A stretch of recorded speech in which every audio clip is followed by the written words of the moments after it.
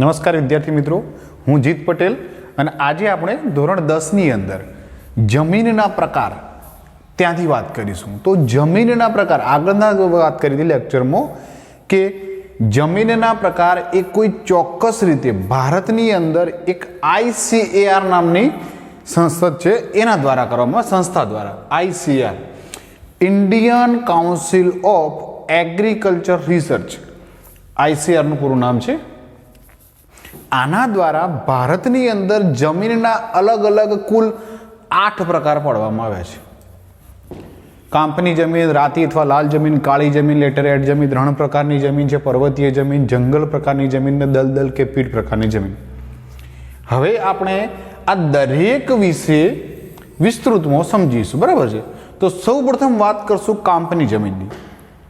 તો કાંપની જમીનની વાત કરતા પહેલા કહી દઉં કે ભારતનો કુલ જમીનનો 43% ભાગ એ કાંપની જમીનનો છે. કાંપની જમીન એ નદી કિનારાનો જે કાંપ પથરાય એની જમીનની વાત છે. કેવી રીતે?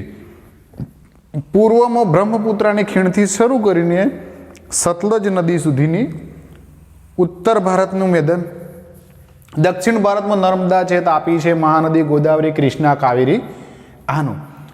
આ ઉપરાંત મહાનદી, ગોદાવરી, કૃષ્ણા અને કાવેરીનો મુક્ત ત્રિકોણ પ્રદેશ, આ પ્રકારની જમીન આવેલી છે. ભાઈ, કાંપની જમીનનું નિર્માણ નદીઓ દ્વારા નિક્ષેપિત કાંપને કારણે થાય છે. આ જમીનમાં સૌથી વધારે પોટાશ, ફોસ્ફરિક એસિડ અને ચૂનાનું પ્રમાણ જોવા મળે છે, જ્યારે નાઇટ્રોજનનું પ્રમાણ ઓછા પ્રમાણમાં હોય છે. નાઇટ્રોજન અને હ્યુમસનું પ્રમાણ ઓછું જોવા.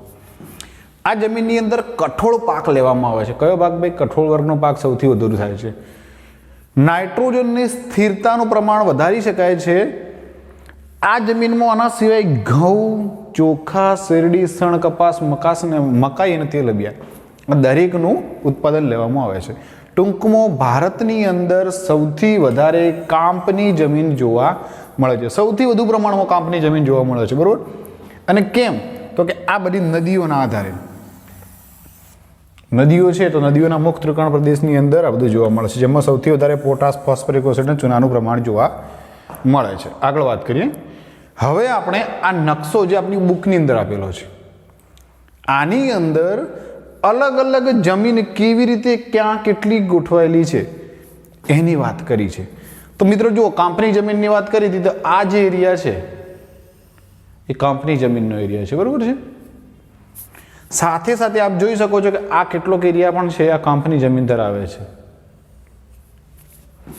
કાંપની જમીન સિવાયની વાત કરીએ આગળ, રાતી અથવા લાલ જમીન. આ રાતી અથવા લાલ જમીનની વાત કરીએ તો રાતી એટલે આપણે લાલ જ કહીએ છીએ. ભારતની અંદર કુલ જે ક્ષેત્રફળ છે એનું 19%, કેટલા ટકા ભાઈ? 19% ક્ષેત્રફળની અંદર આ જમીન આવેલી છે. દક્ષિણની અંદર દ્વીપકલ્પમાં તમિલનાડુથી માંડીને ઉત્તરમાં બુંદેલખંડ સુધી, દક્ષિણની અંદર તમિલનાડુથી માંડીને અહીંયા જુઓ, આ જોઈ શકાય છે, આ જે જમીન છે રાતી જમીન. અને ક્યાંક આ જો આસામમાં પણ છે. તો કચ્છ પૂર્વમાં રાજમહેલની ટેકરીઓથી પશ્ચિમમાં કચ્છ સુધી વિસ્તરેલ છે. રાજસ્થાનની અંદર ઉદયપુર, ચિત્તોડગઢ, ડુંગરપુર, વાંસવાડા, ભીલવાડા, આમાં પણ આ જમીન જોવા મળે છે. આ જમીનમાં ફેરિક ઓક્સાઇડની હાજરી ખાસ ઇમ્પોર્ટન્ટ છે, યાદ રાખવું ભાઈ. રાતી જમીનનો રાતો રંગ શાના આભારી છે? તો કે ફેરિક ઓક્સાઇડના આધારી છે. આમાં જે લાલ રંગની દેખાય છે જમીન, એના માટે ફેરિક ઓક્સાઇડની હાજરી જવાબદાર છે. આ જમીન ધીમે ધીમે જો નીચે ખોદવામાં આવે તો નીચે જતા પીળા રંગની થઈ જાય છે. હવે આપને આની સાથેની એક વાત કહી દઉં. હલ્દી ઘાટી એવું નામ આપને સાંભળ્યું છે, હલ્દી ઘાટી. હલ્દી કેવા રંગની હોય છે? પીળા રંગની હોય છે ને. તો હલ્દી ઘાટીની માટી પણ પીળા રંગની છે. તો હવે સમજણ પડી આ પીળા રંગની માટી ક્યાંથી છે, બરાબર છે. આ જમીનમાં ચૂનો, કાંકરા અને કાર્બોનેટ મળી આવતા નથી. ખાસ યાદ રાખજો ભાઈ, ચૂનો, કાંકરા અને કાર્બોનેટ નથી મળી આવતા. મળી આવે છે એવું ના થઈ જવું જોઈએ, મળી આવતા નથી. અને મોટાભાગે આ જમીનની અંદર મેગ્નેશિયમ, ફોસ્ફેટ, નાઇટ્રોજન અને પોટાશની ઉણપ જોવા મળે છે. આ વસ્તુ નથી. હવે આ જમીનની અંદર કેવા પાક થાય છે? તો કે બાજરી, કપાસ, ઘઉં અને જુવાર, અળસી, મગફળી, બટાટા આવા પાક લેવામાં આવે છે. અહીંયા રાતી જમીનની ઇમેજ આપેલી છે ભાઈ, દૂરથી પણ જુઓ તો તમને દેખાઈ આવશે. આ રાતી જમીન છે.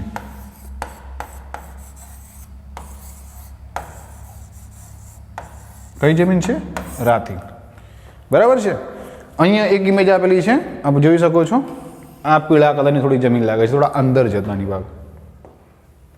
હવે વાત કરીશું કાળી જમીનની ભાઈ, બ્લેક સોઇલ. કાળી એટલે કે રેગુર જમીન. કઈ જમીન ભાઈ? રેગુર જમીન. રેગુર જમીન પણ ભારતના કુલ ક્ષેત્રના 15% વિસ્તારની અંદર રહેલી છે. આ જમીન મોટા ભાગે દક્ષિણના લાવાના પથરાઓમાંથી થઈ છે. દક્ષિણનો ભાઈ લાવા જે છે ને એની વાત છે. હવે સીધી વસ્તુ, દક્ષિણનો લાવા એટલે મહારાષ્ટ્ર, પશ્ચિમ મધ્યપ્રદેશ, આંધ્રપ્રદેશ ને કર્ણાટક, આટલાની અંદર જોવા મળે છે. આ પ્રકારની જમીનની અંદર ગુજરાતમાં પણ છે. ક્યાં? તો કે સુરત, ભરૂચ, નર્મદા, વડોદરા, તાપી અને ડાંગ એની અંદર પણ જોવા મળે છે. આ જમીનમાં એના નિર્માણ સમયે લાવાયિક ખડકો અને એની આબોહવા આ બંને મુખ્ય રહેલી છે. શું વસ્તુ ભાઈ છે? લાવાયિક ખડકો અને આબોહવા. આ જમીનની અંદર કયા તત્વો જોવા મળે છે? કે લોહ તત્વ, ચૂનો, કેલ્શિયમ, પોટાશ, એલ્યુમિનિયમ, મેગ્નેશિયમ, કાર્બોનેટનું પ્રમાણ વધુ જોવા મળે છે. એટલે એમ કહી શકાય કે જો આટલી બધી વસ્તુઓ આ જમીનમાં જોવા મળે છે તો આ ફળદ્રુપતામાં સારી છે. શું કહી શકાય? ફળદ્રુપતા સારી છે, ઉપજ સારી છે. સાથે સાથે આ જમીનની ભેજ સંગ્રહણ શક્તિ એ પણ વધારે હોય છે. એટલે કે એને પાણી વધારે જરૂર પડતી નથી. જો પાણી પાવામાં આવે તો એ ભેજ સંગ્રહી રાખે છે. જો ભેજ અંદર હોય છે સંગ્રહાઈ રહે, સુકાઈ જાય એના પછી આવા દેખાય છે, આવા ટુકડા પડે છે બ્લેક અંદર, ફાટી જાય છે, મતલબ તિરાડો પડે છે. જ્યારે ભેજ સુકાઈ જાય ત્યારે આ જમીનના કયા કયા પાક થાય છે?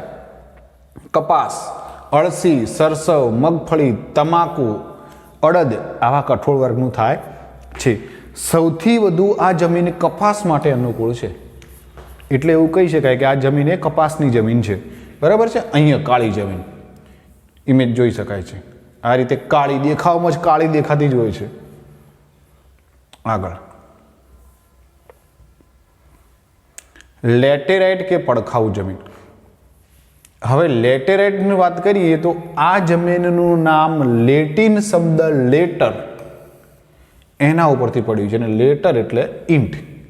શેની વાત છે ભાઈ? ઈંટની વાત છે. ઈંટ તો જોઈ છે બધાએ, કેવો કલર હોય છે? લાલ રંગ. તો લેટેરાઇટ જમીનનો લાલ રંગ એ લોહ ઓક્સાઇડને કારણે હોય છે. ત્યાં શું હતું ભાઈ? Ferric oxide. અહીંયા શું છે? લોહ ઓક્સાઇડ. કઈ જમીન છે? લેટેરાઇટ જમીન છે. આગળ આ જમીન જ્યારે ભીની થાય છે, શું થાય છે? ભીની. ત્યારે કેવી થાય છે? માખણ જેવી. માખણ જોયું છે? એવી થઈ જાય છે. અને સખ્ત થાય છે ત્યારે, સુકાઈ જાય ત્યારે મજબૂત સખ્ત બની જાય છે. સૂકી અને ભેજવાળી આબોહવાના પરિવર્તનથી અને સિલિકામય પદાર્થોના નિવારણથી એનું નિર્માણ થયેલું જોવા મળે છે. આ જમીન ભારતીય દ્વીપકલ્પની અંદર ઉચ્ચ પ્રદેશોના ઊંચાણવાળા ભાગોમાં વિકાસ થયેલી જોવા મળે છે. આ પ્રકારની જમીનમાં લોહ તત્વ, પોટાશ, એલ્યુમિનિયમનું પ્રમાણ વધુ જોવા મળે છે. લોહ તત્વ, પોટાશ, એલ્યુમિનિયમ આનું પ્રમાણ વધુ જોવા મળે છે. એટલે આની ફળદ્રુપતા ઓછી છે. ફળદ્રુપ જમીન નથી. એમાં જો ખાતર નાખીને અલગથી તો પછી એમાં કપાસ, ડાંગર, રાગી, શેરડી, ચા, કોફી વગેરેનો પાક લઈ શકાય છે. લેટેરાઇટ જમીનનું બીજું એક નામ છે પડખાઉ જમીન. યાદ રાખવાનું રહેશે ભાઈ, લેટેરાઇટ જમીન એટલે પડખાઉ જમીન. પરીક્ષામાં પ્રશ્ન પૂછાય કે પડખાઉ જમીન વિશે સમજાવો 2 માર્ક્સમાં, તો પણ આ જ માહિતી આવશે. એનું નામ લેટેરાઇટ છે અને પડખાઉ પણ છે. આગળ રણ પ્રકારની જમીન. રણ પ્રકારની જમીન એકદમ સૂકી અથવા તો અર્ધ સૂકી આબોહવા હોય ત્યાં આ જમીન જોવા મળે છે. હવે સૂકી આબોહવા છે તો મતલબ કે ત્યાં ફળદ્રુપતાનો કોઈ ચાન્સ આવતો નથી, એટલે ઓછી ફળદ્રુપ હોય છે. રેતાળ પણ હોય છે. આમાં દ્રાવ્ય ક્ષારોનું પ્રમાણ વધુ જોવા મળે છે. આ ક્યાં જોવા મળે છે? તો કે રાજસ્થાન, હરિયાણા, દક્ષિણ પંજાબના વિસ્તારમાં અને ગુજરાતની અંદર તો કચ્છ, ઉત્તર ગુજરાત ને કચ્છ છે ને. કચ્છ નહીં દેખા તો કુછ નહીં દેખા. અહીંયા કચ્છનું રણ એ અહીંયા આવે છે. સિંચાઈની જો સુવિધા કરવામાં આવે તો બાજરી, જુવાર જેવા પાક લઈ શકાય છે. ક્યારે? સિંચાઈની સુવિધા કરવામાં આવે તો. બરાબર છે. હવે વાત કરીશું, અહીંયા જ જોઈ લઈએ. આ જે ઇમેજ છે લેટેરાઇટ જમીનની છે ભાઈ. લેટેરાઇટ આપણે પ્રથમ વાત કરી ને જે લેટેરાઇટ એની, અને આ છે રણ, કચ્છનું રણ. વ્હાઇટ ડિઝર્ટ કહે છે ને ભાઈ, સફેદ રણ. કયું છે? આ સફેદ રણની વાત છે.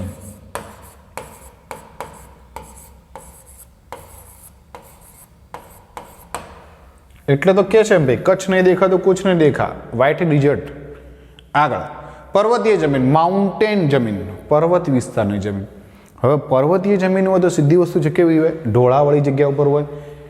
તો અહીંયા શું કીધું છે? હિમાલયના ઢોળાવમાં 2700 મીટરથી 3000 મીટરની ઊંચાઈ પર આ જમીન જોવા મળે છે. આનું સ્તર પાતળું અને અપરિપક્વ હોય છે. ક્યાં જોવા મળે છે? અસમ, દાર્જિલિંગ, ઉત્તરાખંડ, હિમાચલ પ્રદેશ અને કાશ્મીરમાં. હવે આની અંદર કયું કયું થાય છે? તો કે દેવદાર, ચીડ અને પાઇન, આના વૃક્ષો આ જમીનમાં જોવા મળે છે. અહીંયા જોઈશું આપણે પર્વતીય જમીન. હવે અહીં એક ફોટો આપેલો છે ભાઈ, બ્લેક સોઇલ, રેડ સોઇલ એટલે લેટેરાઇટ. આ લાલ જમીન છે. કઈ છે? લાલ. આ કઈ છે? કાળી. અને આ કઈ છે? લેટેરાઇટ. ત્રણ અલગ અલગ પ્રકારની જમીન છે. તમે જોઈ શકો છો ત્રણના ફરક. હવે આપણે વાત કરીશું જંગલ પ્રકારની જમીન, ફોરેસ્ટ.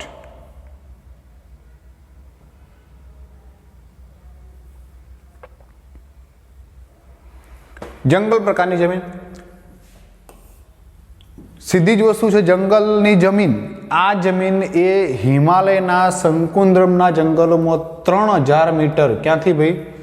3000 મીટરથી કેટલા? 3100 મીટરની ઊંચાઈ વચ્ચે રહેલી છે. સહ્યાદ્રી, પૂર્વઘાટ અને મધ્ય હિમાલયના તરાઈના જંગલોની અંદરથી આ જમીન મળે છે. વૃક્ષોના ખરેલા પાંદડા એ આ જમીનમાં હોય છે. અને અહીંયા ધીમે ધીમે ધીમે આ જમીન વૃક્ષના પાંદડા કોહવાવાથી કે સડવાથી સેન્દ્રિય ખાતરમાં પરવર્તે છે અને એ જમીનના ઉપરના ભાગ ઉપર હોય છે. અને એના કારણે જમીનનો ઉપરનો ભાગ કાળો બની જાય છે.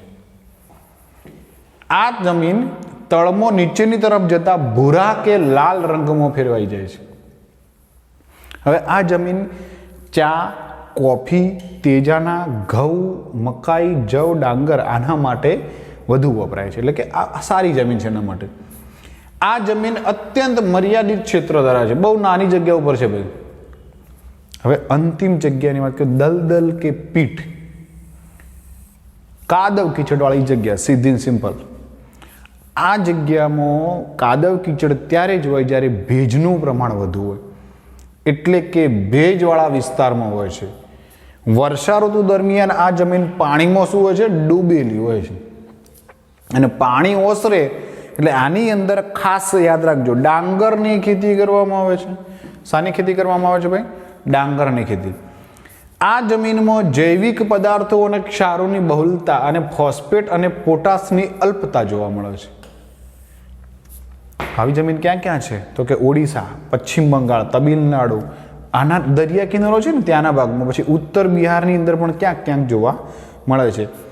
ખાસ કરીને અહીંયા ઉત્તરાખંડનો અલમોડા જિલ્લો આના માટે ખાસ છે. આ જગ્યા અહીંયા વધારે જોવા મળે છે. અહીંયા ઇમેજ આપેલી છે, જોઈ શકે છે. જંગલીય જમીન ભાઈ, આ જંગલ, વૃક્ષો વધુ છે, જંગલી જમીન છે. આ રીતની જમીન હોય છે, જંગલ પ્રકારની જમીન. બરોબર છે. આપ જોઈ શકો છો કે આ પાંદડા ઘણા બધા પડેલા હોય છે. શું હોય છે? પાંદડા હોય છે ઘણા બધા. આ પાંદડાના કારણે શું છે? આ જગ્યા સડવાવાથી અલગ અલગ કાળા રંગની બની ગઈ હોય છે. આગળ હવે આપણે જમીનની વાત ચાલતી હતી, એમાં પ્રકાર 8 જોઈ લીધા. હવે એનાથી આગળ જમીનનું ધોવાણ થાય છે. તો જમીનનું ધોવાણ માટેની વાત કરશું. ધોવાણ એટલે જમીનના કણોનું ગતિશીલ હવા કે પાણી દ્વારા એક સ્થળેથી બીજા સ્થળે સ્થળાંતરિત થવું. એક સ્થળેથી બીજા સ્થળે શું થવું? સ્થળાંતરિત થવું. અન્ય રીતે કહેવામાં આવે તો ઉપલા જમીનના કણોનું ઝડપથી કુદરતી બળો દ્વારા અન્ય જગ્યાએ સ્થળાંતર. સીધું ને સિમ્પલ ભાઈ, જગ્યા બદલાઈ જવી કોઈ પણ રીતે. શું થવું છે? આ જોઈ શકાય છે ખાડા પડ્યા છે. આ ધોવાણ થયું છે. શું થયું છે? ધોવાણ. અહીંના ઉપરનો ભાગ ધોવાઈ ગયો છે. અહીંયા શું થાય છે કે ઉપરનું પડ બનતા વર્ષો લાગે છે અને આ છે પડ એ જમીનના કણો અથવા ભારે વરસાદ અથવા તોફાન પવન ફેંકાય એના કારણે ખેંચાઈ જાય છે. આ જોઈ શકાય છે ચાસ પડ્યા છે. આના કારણે ખેંચાઈ જતા આ જમીન ઉપર જે ખેત ઉત્પાદન થવું હોવું જોઈએ, ખેતીનું ઉત્પાદન, એ ઘટી જાય છે.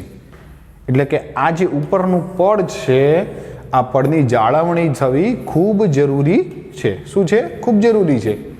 અને જમીનનું ધોવાણ જો અટકાવવું પડે તો એના માટે કેટલાક ઉપાયો કરવા પડે. તો હવે આપણે આગળ સમજીશું જમીન ધોવાણ અટકાવવાના ઉપાયો. શું કરશું ભાઈ? પહેલી વસ્તુ, જમીનનું ધોવાણ કેમ થાય છે? તો કે ચરાણ પ્રવૃત્તિ થાય એના કારણે જમીનનું ધોવાણ થવાની શક્યતા વધુ રહેલી છે. ચરાણ પ્રવૃત્તિ શું ભાઈ?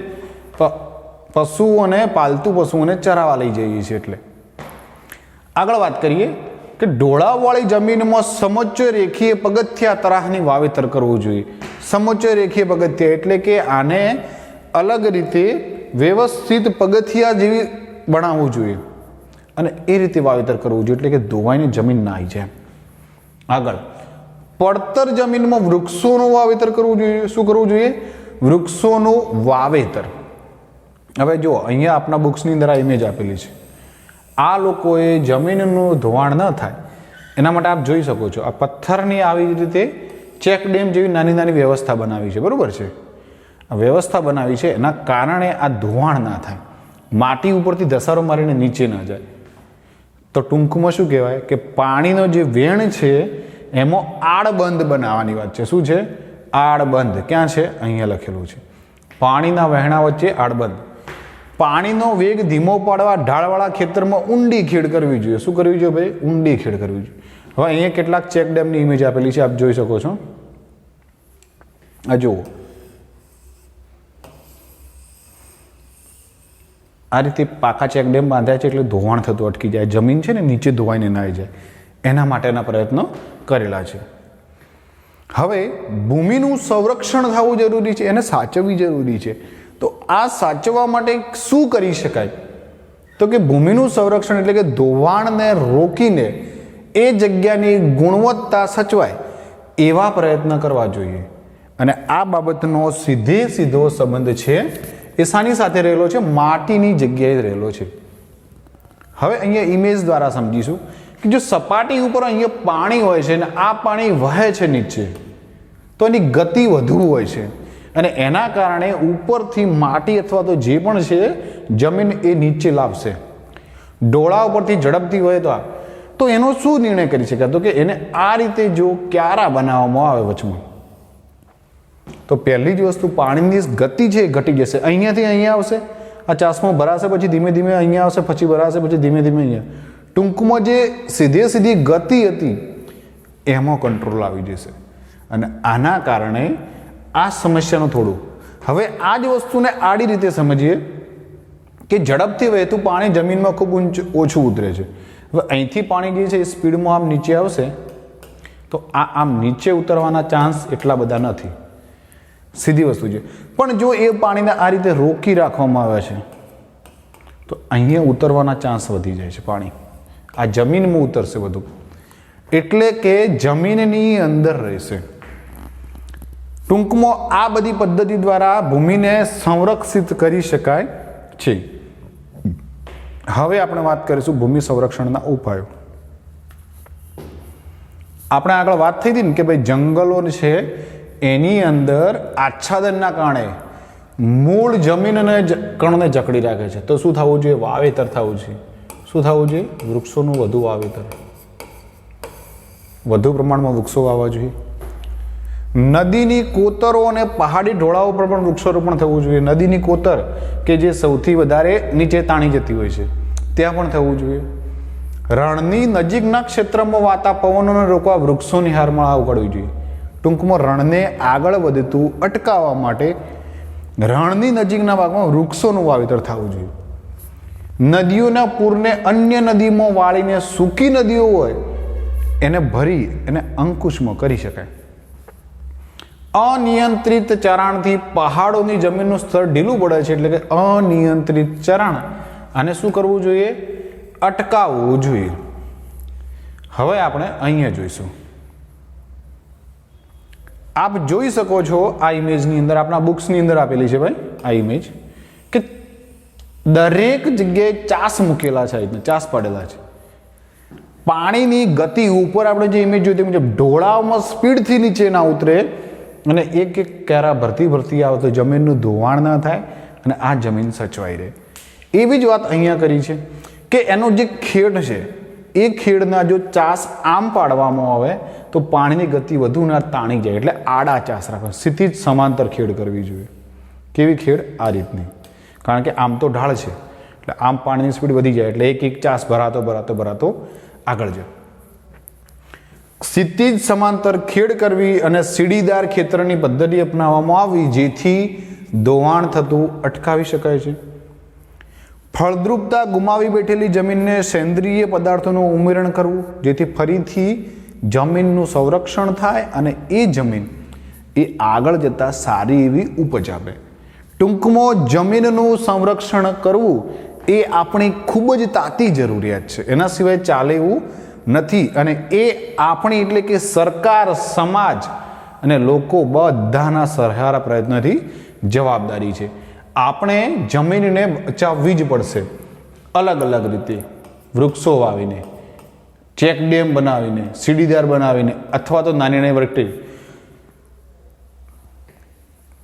આ જોઈ શકાય છે ઢોળાવાળી જગ્યાની અંદર અલગ અલગ ખેતરોના સ્ટેપ પાડીને આ રીતે બનાવી છે જેથી એને ધોવાણમાં અટકાવી શકાય. ટૂંકમાં જમીનનું સંરક્ષણ કરવું જરૂરી છે. અહીંયા આપણે આ પાઠ પૂર્ણ કરીએ છીએ. સ્વાધ્યાયના પ્રશ્નો જોઈ લેવા પરીક્ષાની દ્રષ્ટિએ બહુ ઇમ્પોર્ટન્ટ પાઠ છે એટલા માટે. બરાબર છે? Thank you.